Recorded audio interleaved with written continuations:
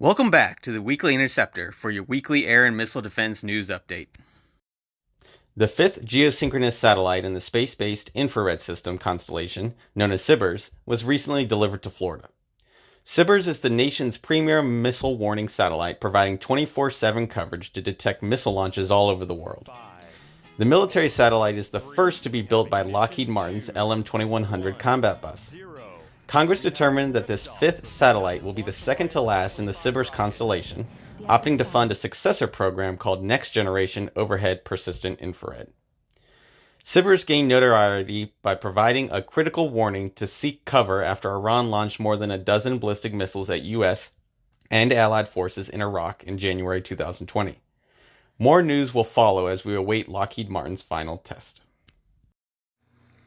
Highlighted by the Indian Times, 20 Chinese military aircraft entered Taiwan's air defense identification zone on 26 March.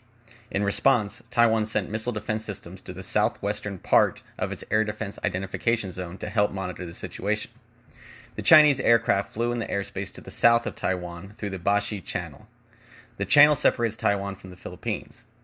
Taiwan Defense thinks the Chinese were conducting exercises that would simulate an operation against American warships that traveled through the channel.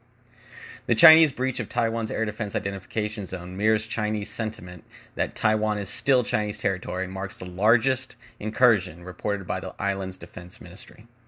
The increase in Chinese military activity in, near, and around the island nation has caused a dramatic escalation of tension across the Taiwan Strait.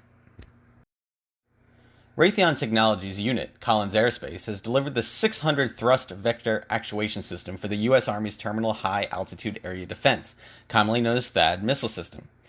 The Thrust Vector Actuation System allows for thrust vectoring, which is an ability of an aircraft, rocket, or other vehicle to manipulate the direction of the thrust from its engine or motor to control the attitude or angular velocity of the vehicle.